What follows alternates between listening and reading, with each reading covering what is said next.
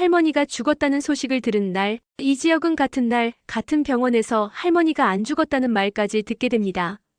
할머니를 죽이려 했던 배우가 박영나의 친엄마 고성이라는 사실, 그리고 그 엄마의 자백을 친딸이 직접 녹음해서 경찰에 넘긴다는 사실을 누구도 예상하지 못했는데요. 그 반전의 시작은 할머니 돌아가셨어요라는 한 줄짜리 거짓말이었습니다. 할머니 안 돌아가셨어요. 살아계세요. 그 말을 듣는 순간 이지혁은 제일 먼저 자기 귀를 의심했습니다. 방금 전 응급실 앞에서 의사가 분명히 그랬거든요. 어르신께 심장마비가 와서 최선을 다했지만 돌아가셨습니다. 아버지 이상철은 그 자리에서 무릎을 꿇고 오열하고 있었고 동생 이지환도 벽에 기대 앉은 채 얼굴을 두 손으로 감싼 채 떨고 있었습니다. 병원 복도 특유의 소독약 냄새, 형광등 불빛, 울음 삼키는 소리와 휠체어 끄는 바퀴 소리까지 뒤엉킨 그 공간 안에서 안 돌아가셨다는 말은 너무 비현실적인 문장이었어요. 그 말을 한 사람은 1년 전 갑자기 잠수를 타버렸던 여자 정보아였습니다. 뭐라고요? 이지혁이 굳은 얼굴로 되물었습니다. 정보아는 흔들리는 눈빛을 꾸역꾸역 다잡으며 또박또박 말을 이었습니다. 할머니도 어머니도 살아계세요. 지금 이건 사고가 아니라 사건이에요. 누가 이쪽 어머니를 교통사고로 죽이라고 의뢰했어요. 우리가 막은 거고요. 며칠 전만 해도 아무도 이런 전개를 상상하지 못했습니다. 그날 오후 2시 박진석 저택 야외 주차장. 늦가을 햇빛이 낮게 내려앉은 그 시간 먼저 나와있던 박영나가 잔뜩 긴장한 표정으로 주위를 살피고 있을 때 검은 승용차 한 대가 조용히 차고장 안으로 들어왔습니다. 운전석에서 내린 사람은 정장을 입고 넥타이를 조금 느슨하게 풀어놓은 이지환이었습니다. 영나야. 지환은 차 문을 닫으며 먼저 서 있는 영나 쪽으로 천천히 걸어갔습니다. 멀리서만 봐도 그녀의 어깨가 평소보다 더 좁아져 있는 게 눈에 들어왔어요. 갑자기 나오라 그래서 놀랐어. 무슨 일이야? 지환이 나름 웃어 보이며 말을 꺼냈지만 대답 대신 영나는 또 한 번 주변을 훑어봤습니다. 저택벽 위에 달린 CCTV, 파고라 아래 설치된 작은 카메라, 어디서 누가 듣고 있을지 모르는 집이었습니다. 여기서 얘기하자. 안에서는 못해. 목소리부터 평소와 달랐습니다. 낮고 굳어있고 어딘가 결심까지 묻어있었습니다. 왜? 무슨 일인데? 지환이 조금 더 가까이 다가가며 물었습니다. 그는 요즘 들어 영나의 눈빛이 조금씩 흔들리는 걸 느끼고 있었습니다. 처음엔 단순히 진화제약 쪽 집안 압박 때문에 힘들겠거니 했습니다. 하지만 오늘의 분위기는 그 이상이었습니다. 영나는 입술을 단단히 깨물고 있다가 드디어 입을 열었습니다. 오빠 사표 써. 너무 뜬금없어서 지환은 순간 무슨 말을 들은 건지 이해조차 되지 않았습니다. 뭐? 사표 쓰라고. 회사 그만두고 나랑도 연락 끊어. 말이 너무 단호했습니다. 마치 이미 머릿속에서 수백 번이나 연습하고 나온 문장 같았어요. 갑자기 그게 무슨 소리야? 무슨 일인데 상황부터 설명을 해줘. 지환은 억지로 웃어 보이려 했지만 목소리가 저절로 떨렸습니다. 영나는 한숨을 내쉬며 고개를 숙였습니다. 긴 머리카락이 얼굴을 덮어 표정을 가렸지만 손끝이 파르르 떨리고 있는 건 숨길 수 없었습니다. 오빠 며칠 전에 오토바이 부딪힐 뻔했던 거 기억나? 지환의 눈썹이 찌푸려졌습니다. 밤새 비가 오고 도로가 미끄러웠던 날이었죠. 보도블록과 차도 경계가 애매한 그 골목에서 갑자기 오토바이 한 대가 인도로 치고 올라왔던 그 순간. 응. 갑자기 인도로 올라와서 브레이크도 안 밟고 그냥. 그때 생각만 해도 등줄기에 식은땀이 났습니다. 반사적으로 몸을 옆으로 틀지 않았으면 정말 크게 다칠 뻔했거든요. 그거 사고 아니야. 영나의 목소리가 더 낮아졌습니다. 지환의 심장이 쿵 하고 내려앉았습니다. 무슨 소리야? 잠시 바람 소리만 둘 사이를 스쳐 지나갔습니다. 영나는 손을 꼭 쥔 채 용기를 짜내듯 말했습니다. 우리 엄마가 사람 보낸 거야. 오빠 죽이려고. 그 말이 떨어지는 순간 주차장 전체 공기가 한 번에 얼어붙는 것 같았습니다. 지환은 본능적으로 주머니에 손을 넣었다 뺐다를 반복했습니다. 대답이 떠오르지 않았어요. 그 여자라면 충분히 그럴 수 있을 것 같다는 생각이 먼저 스친 자신이 더 무서웠습니다. 장난하지 마. 결국 입에서 나온 말은 억지로 짜낸 부정이었습니다. 장난 아니야. 영란은 머리를 흔들었습니다. 잔머리카락이 뺨에 닿았지만 닦을 여유도 없었습니다. 엄마가 직접 말했어. 오빠랑 계속 만나면 그냥 두지 않겠다고. 그리고 그날 시간 맞춰서 사람 움직였다는 것도 들었어. 나 알고 있었어. 근데 말 못했어. 엄마가 나한테도 오빠 다치면 다 오빠 탓이라고 했거든. 영나야. 지완의 손이 더 세게 떨렸습니다. 그러니까 오빠 사표 써. 회사 그만두고 나랑도 연락 끊어. 그래야 엄마가 그만둘 거야. 오빠 살고 싶으면 제발. 말 끝에 살고 싶으면이라는 단어가 너무 생생하게 박혔습니다. 지완은 갑자기 자신보다 앞에 서 있는 이 여자가 더 걱정됐습니다. 넌 어떻게 되는데? 넌 괜찮아? 오빠 지금 그게 중요해. 오빠가 위험한데. 내가 위험한 거랑 내가 괜찮은지 아닌지는 별개의 문제야. 지완은 가까이 다가가 영나의 얼굴을 똑바로 내려다봤습니다. 넌 어떻게 되는 건데? 엄마 말 듣고 이상훈이랑 결혼할 거야? 진화그룹이랑 결혼하라고 시키는 대로 그렇게 살 거야? 영나는 말을 잇지 못하고 입술을 더 세게 깨물었습니다. 눈동자 안쪽이 붉어졌지만 애써 눈물을 참고 있는 게 보였습니다. 지완은 그 눈빛만 보고도 알 수 있었습니다.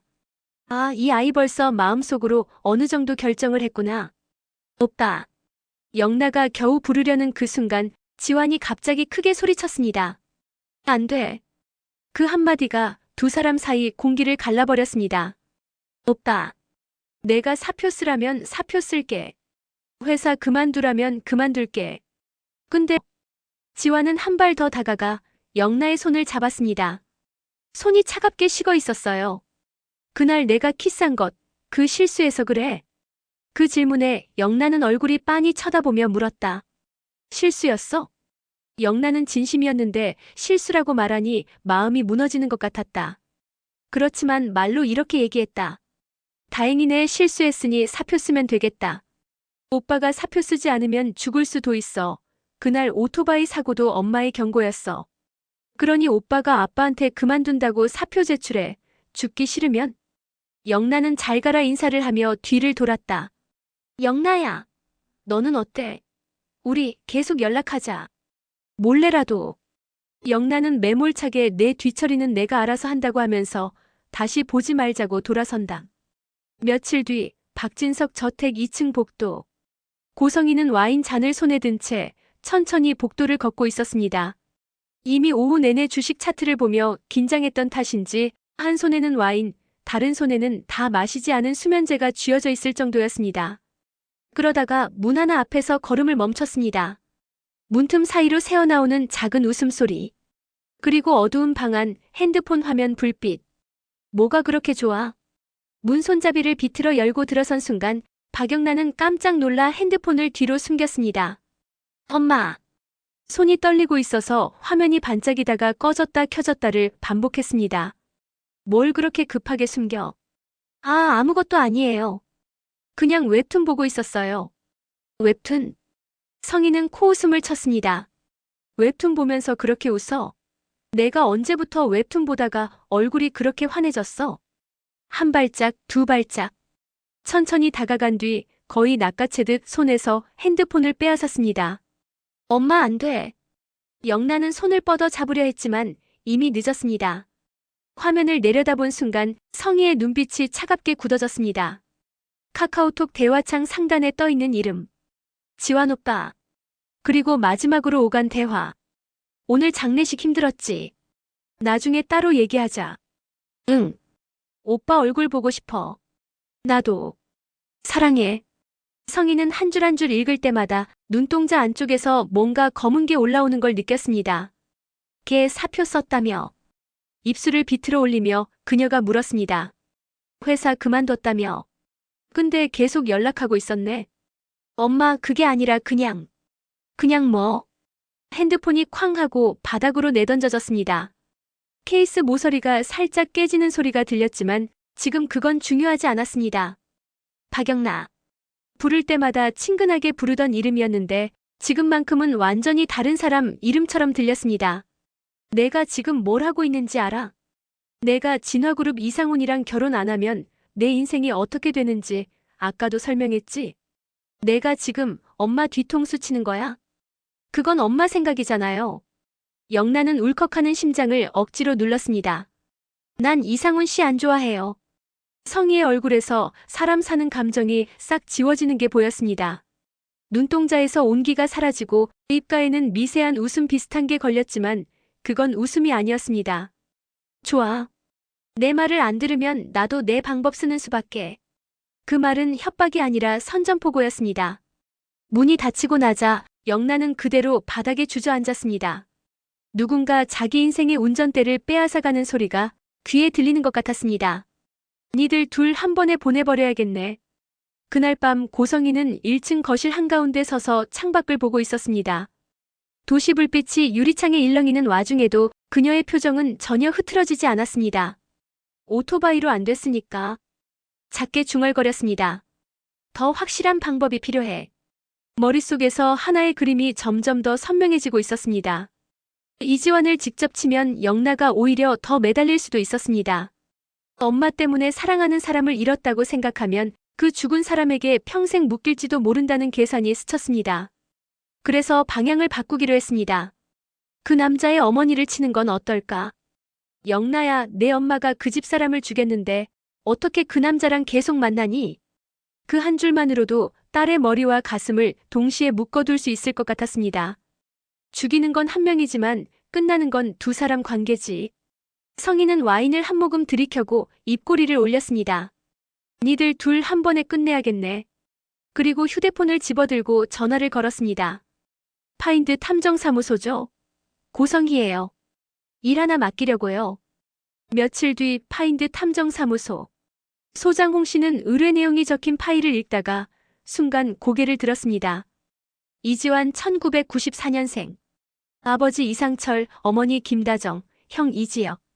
그 이름에서 낯익은 기분이 들어 자신이 가지고 있던 다른 파일을 뒤적였습니다. 하늘건설 정호영 회장 라인, 4위 후보 이지혁. 어라? 홍 소장은 이 말을 짚었습니다. 이건 그냥 돈만 보고 넘길 일이 아니다. 몇 년 동안 하늘건설의 지저분한 일을 처리해오며 그는 하나쯤은 알고 있었습니다. 정 회장은 배신을 제일 싫어한다. 고개를 한번 끄덕인 그는 곧장 전화기를 들었습니다. 여보세요, 하늘건설 정 회장님 비서실이죠? 파인드 탐정사무소 홍 소장인데요. 긴급 보고 드릴 게 있어서요. 다음 날 아침 하늘건설 회장실. 정호영 회장은 평소처럼 차트를 확인하다가 비서가 들고 온 서류 뭉치를 받아들었습니다. 회장님, 파인드 탐정사무소에서 긴급 보고가 왔습니다. 뭔데? 박진석 회장 부인 고성애 씨가 의뢰를 넣었는데 타깃 씨, 이지혁 씨 어머니라고 합니다. 잠깐 정호영의 눈빛이 얼어붙었습니다. 이지혁? 네. 이지혁 씨 어머니와 할머니를 교통사고로 처리해달라고 했답니다. 정호영은 서류를 내려놓고 의자 등받이에 몸을 기댔습니다. 눈을 감았다 뜨는 사이 머릿속이 빠르게 돌아가고 있었습니다. 이지혁 그 녀석 작년에 우리 보아랑 파혼 나고도 자기 길 묵묵히 가더니 이제 겨우 자리 잡는 것 같던데. 보아한테 연락해. 아가씨 지금 뉴욕에 계시는데. 당장 해. 이건 보아가 알아야 한다. 어쩌면 지난 1년 동안 미뤄둔 사과를 지금이라도 해야 할지도 모른다는 생각이 그의 마음 한구석을 스쳤습니다. 같은 시각 미국 뉴욕. 한적한 고층 아파트. 정보아는 아침 커피를 마시며 뉴욕 하늘을 멍하니 보고 있었습니다. 한국 떠난 지 벌써 1년이네. 그때 그냥 솔직하게 얘기라도 할 걸. 그때 휴대폰이 울렸습니다. 전화기 화면에 아빠라는 이름이 떴습니다. 여보세요, 아빠. 보아야, 아빠다. 무슨 일이에요? 여기 새벽인데. 이지혁 알지? 그 이름이 가슴 한가운데를 찌르는 것 같았습니다. 정보아는 뉴욕 아파트 창밖을 보다가 시선이 천천히 허공으로 떠오르는 걸 느꼈습니다. 머릿속에는 1년 전 그날 호텔 예식장의 공기부터 떠올랐습니다. 그날 오전 서울 강남의 한 특급 호텔. 하얀 대기실 안에는 웨딩드레스 자락이 바닥에 둥글게 퍼져 있었고 거울 속에는 화장도 머리도 드레스도 완벽하게 차려입은 신부 정보아가 서 있었습니다. 와, 언니 진짜 재벌가 결혼식이네. 드레스도 한 벌이 아니고 세 벌이야? 친구가 장난스럽게 말했지만 보아는 웃는 흉내만 냈습니다. 그러게. 옷만 세 벌이지 신랑하고 내가 나누는 말은 세 마디도 안 되는 것 같아. 농담처럼 던졌지만 그 말 안에 묘한 씁쓸함이 묻어났습니다. 에이, 그래도 이지혁 씨 괜찮잖아. 사람도 괜찮고 능력도 있고. 솔직히 여태 언니 만난 사람들 중에 제일 멀쩡해 보이던데. 친구의 말에 정보아는 잠깐 웃다가도 고개를 끄덕였습니다. 그건 사실이었습니다. 처음 맞선처럼 마주 앉았을 때도 이지혁은 불편한 티를 숨기지 못하면서도 예의를 지키려 애쓰던 사람이었습니다. 솔직히 말씀드리면 전 비즈니스 결혼에 그렇게 능한 타입은 아닙니다. 그때 그는 그렇게 말했었죠. 그래도 서로가 서로에게 손해는 아니었으면 좋겠습니다. 억울하지 않은 조건으로 서로 괜찮은 파트너가 될 수 있으면 좋겠어요. 보아는 그 말 때문에 마음이 조금 풀렸습니다. 그래, 이 사람은 최소한 사람을 대놓고 물건 취급하진 않겠구나. 그렇게 생각했기 때문에 비즈니스 결혼이라는 걸 알면서도 계약서에 도장을 찍었습니다. 문제는 결혼식 날이 가까워질수록 파트너라는 말이 점점 거래의 일부처럼만 느껴졌다는 거였습니다. 대기실 문이 살짝 열리고 정호영 회장이 얼굴을 내밀었습니다. 뭐야? 아빠. 정호영은 딸을 보더니 잠깐 눈시울이 붉어졌다가 곧 평소의 회장 얼굴로 돌아왔습니다. 예쁘다. 우리 딸. 고마워요. 짧은 포옹이 오갔습니다. 그때 문 바깥에서 누군가를 부르는 소리가 들렸습니다.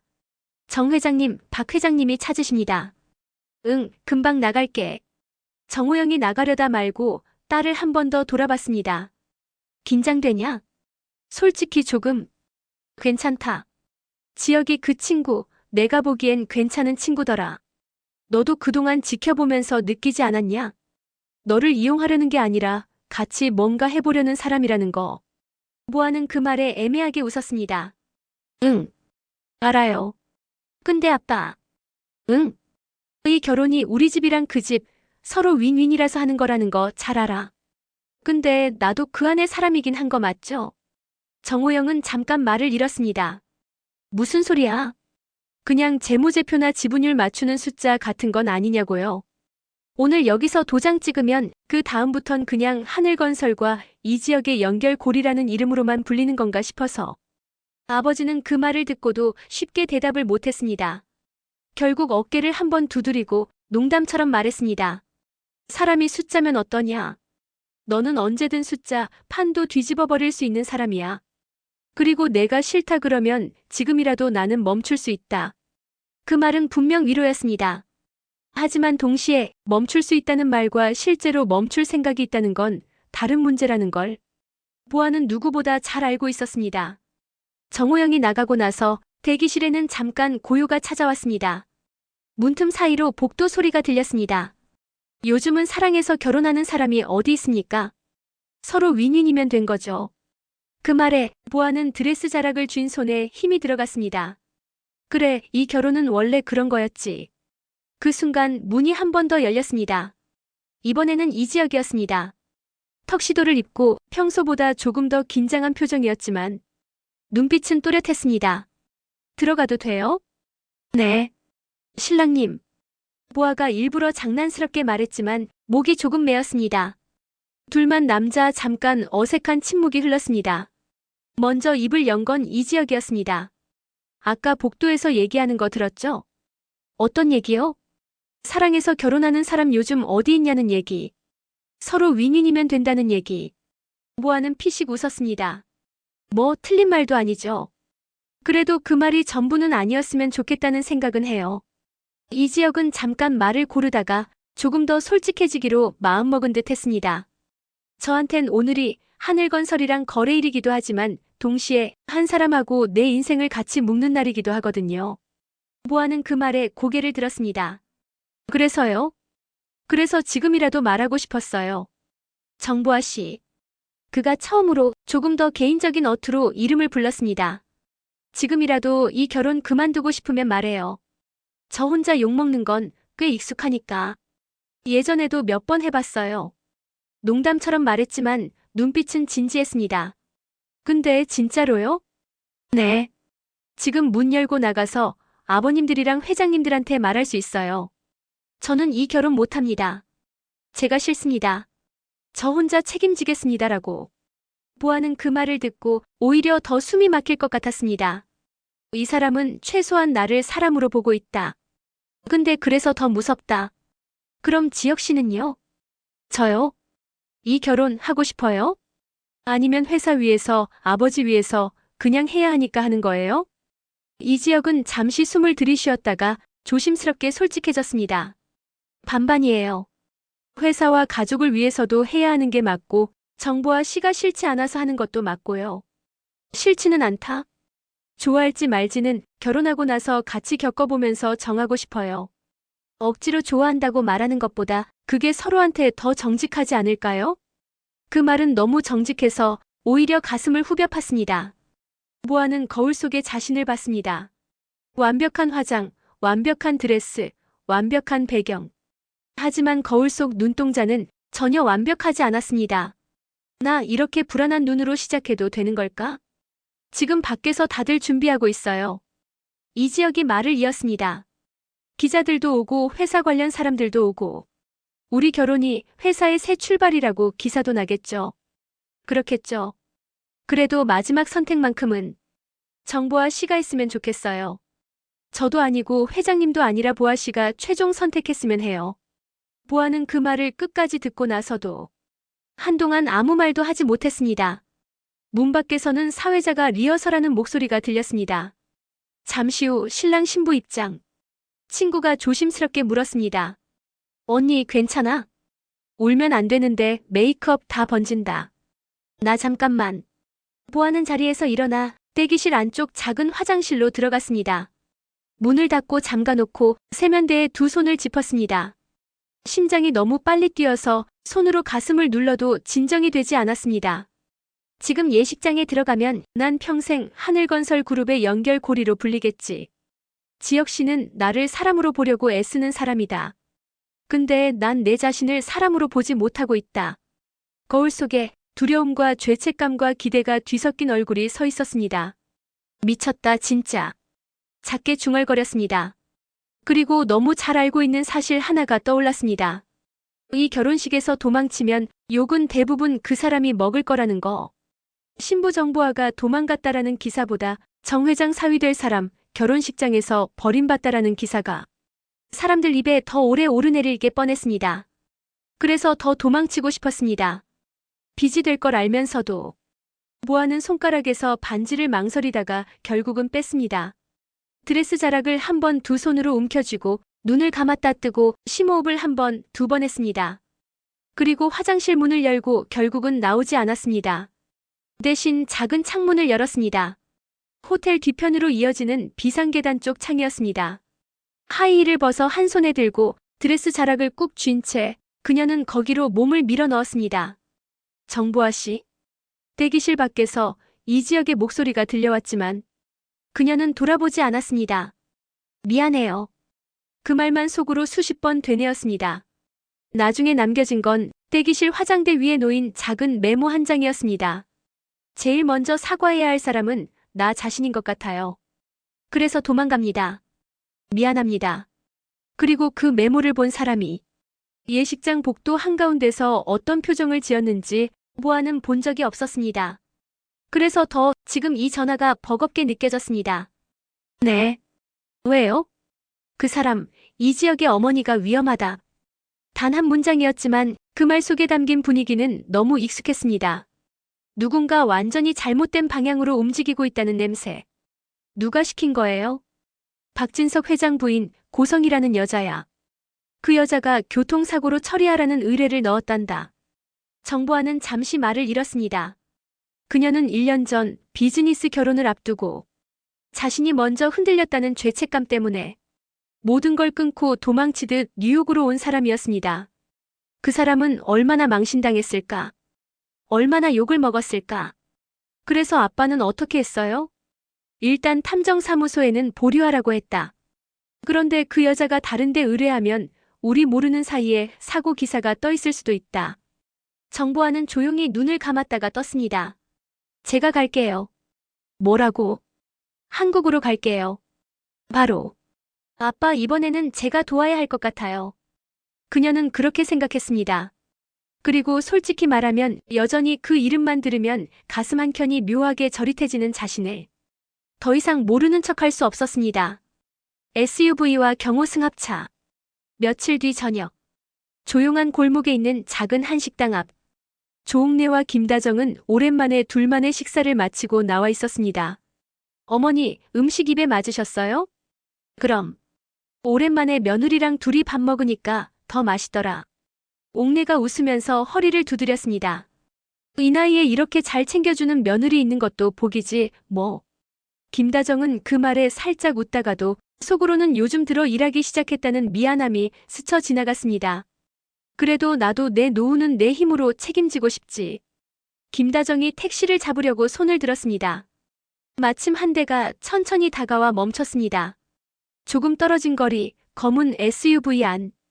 운전석에 앉은 남자가 통화를 마치며 중얼거렸습니다. 저 택시 타는 며느리. 김다정 맞지? SUV는 천천히 뒤를 따르기 시작했습니다. 택시 안, 옥래는 창밖으로 스치는 서울 밤거리를 보며 중얼거렸습니다. 참 세상 좋아졌다. 옛날엔 이런 데 나오면 늘 버스 타고 다녔는데. 그러게 어머니. 김다정은 안전벨트를 다시 한번 확인하며 웃었습니다. 그래도 택시는 아직도 좀 긴장돼요. 기사님, 안전 운전 부탁드려요. 그럼요, 걱정 마세요. 앞좌석 기사도 웃으며 대꾸했습니다. 큰 도로로 접어들어 신호에 걸리자 택시가 서서히 멈춰 섰습니다. 그 뒤에서 따라오던 SUV가 갑자기 속도를 올리기 시작했습니다. 반대편 차선 조금 뒤쪽. 큰 승합차 하나가 함께 달리고 있었습니다. 그 안에는 정보화가 붙여둔 경호원들이 타고 있었습니다. 야, 저 SUV 속도 좀 이상하지 않냐? 조수석에 앉은 경호원이 눈을 가늘게 떴습니다. SUV는 브레이크를 밟을 생각도 안 하고 정차한 택시 뒤로 미친 듯이 달려오고 있었습니다. 저거 그냥 들이받겠는데? 끼어들어. 경호 승합차가 급하게 방향을 틀어 택시와 SUV 사이로 몸을 집어넣었습니다. 그리고 다음 순간 쾅 하는 소리와 함께 SUV와 경호 승합차가 부딪혔습니다. 택시도 큰 충격이 있어 택시 유리창이 깨지고 몇 바퀴를 돌면서 밀려났고 기사님이 급하게 브레이크를 밟아 차를 세웠습니다. 어머. 조옥래가 가슴을 부여잡았습니다. 아이고, 심장 터지는 줄 알았다. 김다정도 숨을 고르며 어머니 쪽을 살폈습니다. 어머니, 괜찮으세요? 어디 안 다치셨어요? 유리 파편에 상처가 나고 찢어진 부분이 있었는데 괜찮은 것 같다. 뒤쪽에서는 경호원들이 SUV 문을 열어 실행범을 끌어내고 있었습니다. 꼼짝 마. 손들어. SUV 운전자는 도망치려다 바로 바닥에 제압당했습니다. 조금 뒤 정보화에게 보고 전화가 들어왔습니다. 아가씨 막았습니다. 실행범 제압했고 어머니와 할머니는 목숨에는 지장이 없습니다. 정보화는 호텔방에서 그 말을 듣고 나서야 숨을 크게 내쉴 수 있었습니다. 다행이다. 다친 데는요? 찰과상과 충격을 받으셨는데요. 큰 부상은 아닌 것 같지만 병원으로 모시고 가는 중입니다. 정보화는 잠시 눈을 감았다가 눈빛을 바꾸며 말했습니다. 이대로 끝내면 안 되겠죠? 네. 가짜 뉴스를 퍼뜨려요. 심장마비로 사망했다고. 그러면 고성이가 방심할 거예요. 그 틈에 확실한 증거를 잡아요. 이번엔 입으로 직접 말하게 만들어야 해요. 자기가 했다고. 그녀의 목소리는 지난 1년 내내 자기 자신을 향하던 죄책감이 이제 다른 방향으로 옮겨붙은 듯 단단해져 있었습니다. 병원 응급실 앞. 하얀 조명 아래 이상철은 손을 모으고 서 있다가 점점 다리가 풀리는 걸 느끼고 있었습니다. 어머니. 지금이라도 문이 열리고 환하게 웃으면서 나왔다 하고 나올 것 같았지만 의사 얼굴에 잔뜩 드리운 그림자가 그 기대를 한 번에 꺾었습니다. 보호자분이세요? 네, 저희 어머니랑 아내가 어떻게 됐습니까? 이상철의 목소리가 떨렸습니다. 죄송합니다. 사망하셨습니다. 두 글자가 떨어지는 순간 이상철의 다리가 그대로 꺾였습니다. 교통사고 충격으로 어르신께 심정지가 오셨고 병원에 왔을 때는 이미 사망하셨습니다. 최선을 다했지만 돌아가셨습니다. 어머니. 바닥에 무릎을 꿇은 채 이상철은 목이 터져라 울부짖었습니다. 이지화는 벽을 더듬어 겨우 몸을 붙인 채 바닥을 바라보며 숨만 몰아쉬었습니다. 할머니가 돌아가셨다고? 아직 실감이 나지 않았습니다. 며느리 되시는 분은 찰과상이 있으시지만 생명에는 지장이 없으십니다. 잘 치료하면 괜찮으실 겁니다. 지금 처치 중에 있고요. 의사가 덧붙였지만 그 말은 아무도 제대로 듣지 못했습니다. 그때 이지혁의 주머니에서 진동이 울렸습니다. 휴대폰 화면에 낯설지 않은 이름이 떠 있었습니다. 정보아. 지금 이 타이밍에 바로 전화를 받지는 않았습니다. 지혁은 아버지와 동생을 한 번 보고 한 번 더 화면을 확인했습니다. 문자 한 줄이 떠 있었습니다. 이지혁 씨, 정보아입니다. 꼭 만나야 해요. 급한 일입니다. 아버지. 지혁은 숨을 고르며 말했습니다. 잠깐만요. 저 급한 전화 하나만 받고 올게요. 금방 올게요. 지환아, 아버지 좀 부탁해. 형, 지금이 어떤 상황인데? 금방 올게. 지혁은 그 말만 남기고 급하게 응급실을 빠져나갔습니다. 병원 주차장 구석. 가로등 불빛 아래 서 있는 여성 한 명. 정보아였습니다. 1년 전 마지막으로 봤을 때보다 어깨가 조금 더 단단해지고 눈빛이 더 깊어져 있었습니다. 대체 무슨 일이에요? 지혁은 숨을 고르기도 전에 곧장 물었습니다. 지금 우리 할머니 돌아가셨습니다. 그런데 이런 상황에 꼭 만나야 할 일이 뭐가 있다고? 할머니 안 돌아가셨어요. 정보하는 말을 끊고 단호하게 말했습니다. 뭐라고요? 할머니도 어머니도 잘 살아 계세요. 방금 의사가 심장마비로 돌아가셨다고. 그건 제가 시킨 거예요. 이상한 고백이었습니다. 지금 상황은 사고가 아니라 사건이에요. 누가 이지혁 씨 가족을 교통사고로 죽이라고 의뢰했어요. 우리가 막은 거고 대신 상대가 성공했다고 믿게 만들려고 가짜 사망 소식을 내보낸 겁니다. 잠시 동안 지혁은 아무 말도 할 수 없었습니다. 머릿속에 여러 문장이 동시에 떠올랐다가 금세 흩어졌습니다. 누가요? 겨우 그 말이 나왔습니다. 고성이라는 여자예요. 박진석 회장 부인. 왜 그런지는 아직 모릅니다. 근데 확실한 건 그 여자가 의뢰했다는 거예요. 지혁은 주먹을 꽉 쥐었습니다. 그래서 우리 가족 다 울게 만들어 놓고 할머니 살아계신 걸 지금 나한테만 말한 겁니까? 네. 정보하는 고개를 끄덕였습니다. 지금은 가족분들도 모르는 게 좋아요. 고성이가 성공했다고 믿게 둬야 본색을 완전히 드러낼 거거든요. 시신 확인은 병원 측에 미리 막아놨고요. 일단은 장례까지 그대로 진행하는 게 좋겠어요. 장례까지요? 지혁은 숨이 막혔습니다. 아버지랑 동생은 진심으로 슬퍼하고 있는데 난 그걸 알면서 지켜보고만 있으라고요? 네. 죄송해요. 근데 누군가는 알아야 하잖아요. 누군가는 이 게임판이 어떻게 돌아가는지 봐야 하니까요. 한참 동안 지혁은 가로등 불빛 아래 그냥 서 있기만 했습니다.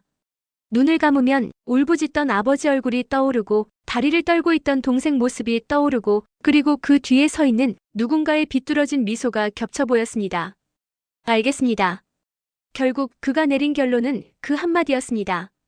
이번 일 끝까지 같이 가주세요. 정보하는 잠시 그를 바라보다가 조용히 웃었습니다. 그래야 저도 마음이 좀 편할 것 같아요. 작년에 제가 도망친 거 비처럼 남아있었거든요. 이제라도 조금은 갚을 수 있을 것 같아서요. 장례식장에서 웃는 사람. 며칠 후 장례식장. 영정 사진 속 조옥래는 언제나처럼 입가를 크게 올리고 웃고 있었습니다. 어머니 불효자 왔어요. 이상철은 영정 앞에 앉아 수건으로 눈물을 훔치면서도 계속 말을 걸었습니다.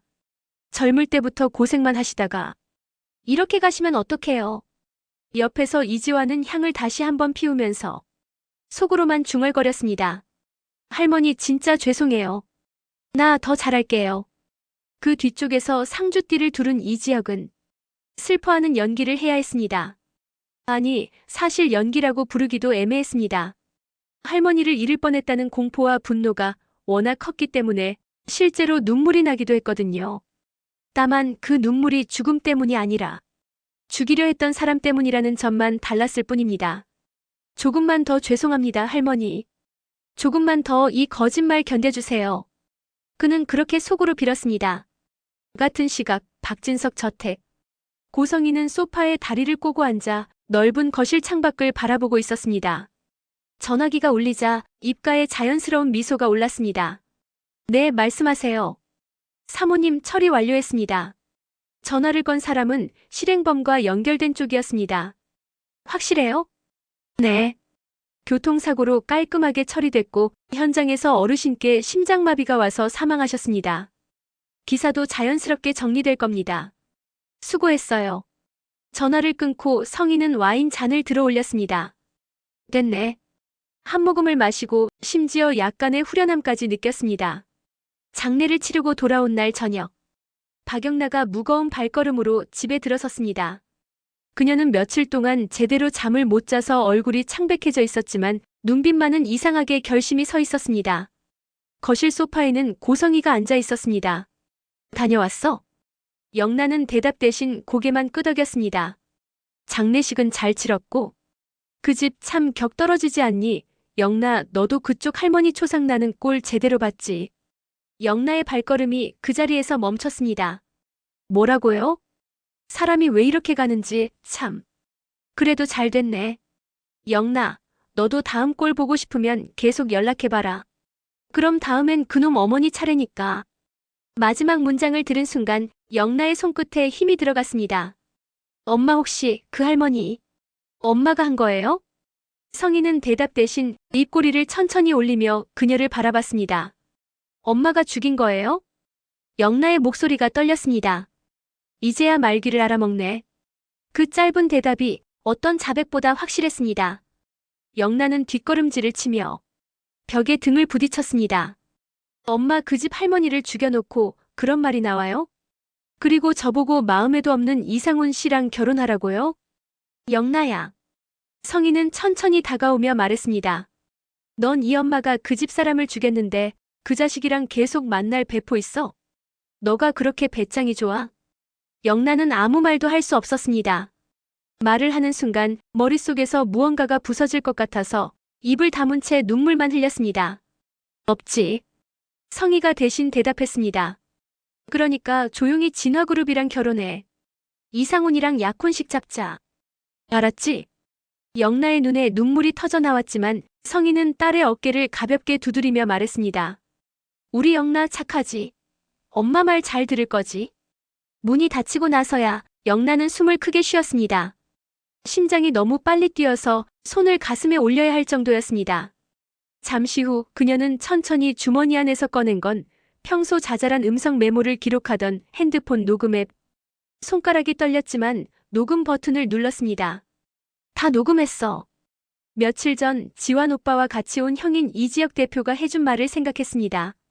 할머니 살아계시고 장례식은 가짜야. 교통사고도 사고가 아니라 사건이야.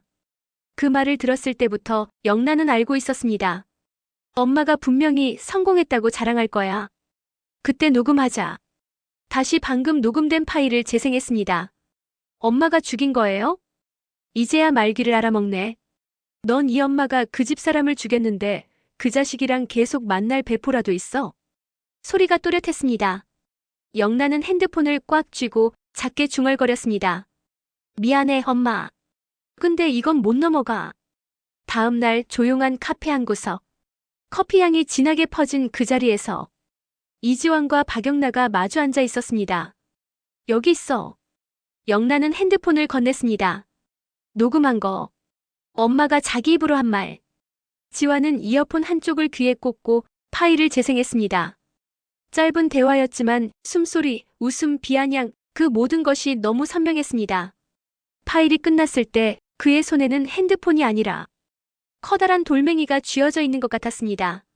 이 정도면 충분해. 지환이 낮게 말했습니다. 영나야. 괜찮아. 영나는 고개를 끄덕였습니다. 이게 맞는 거잖아. 엄마가 사람을 죽이려 했는 걸 그냥 모른 척하는 건 더 이상 못하겠어. 잠시 침묵이 흘렀습니다. 고마워, 영나야. 지환이 그녀의 손을 잡았습니다. 고맙긴 뭐가 고마워. 우리 엄마가 저지른 일인데. 그래도 두 사람은 그 순간만큼은 서로의 손을 놓지 않았습니다. 다음 날 낮 박진석 저택 거실. 고성이는 잡지를 넘기며 여유로운 오후를 즐기고 있었습니다. 벨소리가 울리자 하인을 부르려던 찰나에 현관문이 벌컥 열렸습니다.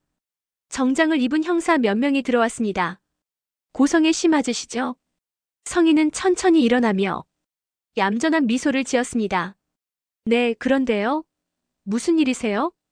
살인 미수 및 살인 교사 혐의로 긴급 체포합니다. 네. 성희의 미소가 굳었습니다. 살인이요? 제가 누굴 죽였다는 거죠?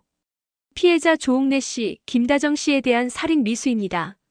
피해자께서 교통사고를 의뢰한 사실이 실행범의 진술과 증거로 확인됐습니다.